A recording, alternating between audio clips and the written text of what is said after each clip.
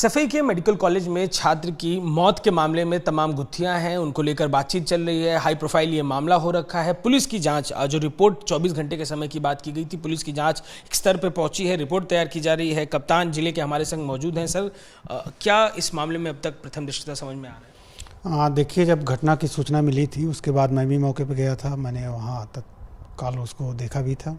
इसके बाद ECS home sir का एक आदेश आया जिस पे हमको डीएम साहब को जाकर के जांच करके मौके पे एक रिपोर्ट देनी थी। वो रिपोर्ट हम लोग तैयार कर रहे हैं। मौके पे जाकर के हम लोगों ने जांच कर लिया है। इसमें हम लोगों ने जांच के लिए कानपुर से फील्ड यूनिट को भी बुलाया था। उन लोगों ने भी जांच किया है, उसकी रिपोर्ट उन्होंने सबमिट किया है। अभी तक की जांच से ये प्रथम दृष्टया सुसाइड का मामला आया है। वहाँ एक वीडियो भी मिला है जिसमें बच्चे दरवाज़ा तोड़ते हुए दिखाई दे रहे हैं, तो उससे एक स्पष्ट हो रहा है कि ये सुसाइड का मामला है।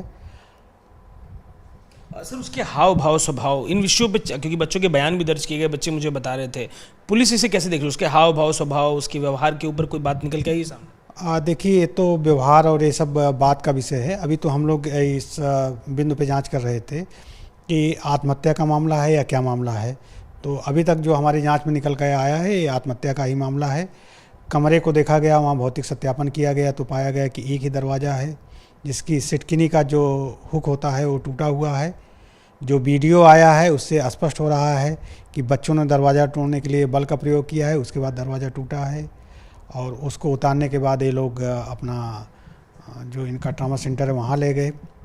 तो ये सब जितनी भी परिस्थितियाँ वहाँ पाई गई हैं, ये सब पूरी तरह से आत्महत्या को ही सत्यापित कर रही है। पोस्टमार्टम रिपोर्ट वगैरह आ गई है क्या सर? हाँ, पोस्टमार्टम रिपोर्ट आ गई है जिसमें हैंगिंग आया हुआ है। हैंगिंग का जिक्र आप कर रहे हैं, उनकी माताजी कुछ खून, चादर, इन सब बातों का जिक्र कर रही हैं। अब इस संबंध में उन्होंने किस आधार पे किया, क्योंकि जो उसके बच्चे के डेड बॉडी का वो है, हमारे पास फ़ोटो है, उस पर कहीं किसी प्रकार के जो है ब्लड का निशान नहीं है, कमरे में कोई ब्लड का निशान नहीं है। तो अब वो किस आधार पे कह रही हैं, ये तो अलग मुद्दा है, वो जांच का विषय होगा आगे। सर, सुसाइड नोट को लेकर चर्चा हो रही, कोई एविडेंस ऐसा भी आया क्या? कोई नोट, कोई मैसेज, कोई भी चीज़ बाहर आई क्या? इसमें जो हमारी कानपुर की फॉरेंसिक टीम आई थी, इसने उनका जो मोबाइल है उसको चेक किया, तो उस पर 2 व्हाट्सएप चलाए जा रहे थे। एक जो नंबर था उससे व्हाट्सएप चल रहा था, एक दूसरा जो है दूसरे नंबर से चलाया जा रहा था। दूसरे नंबर से जो चलाया जा रहा था उससे व्हाट्सएप जो है मैसेज भेजे गए हैं जिसमें लिखा गया है आई लव यू पापा, मम्मी, जीजा।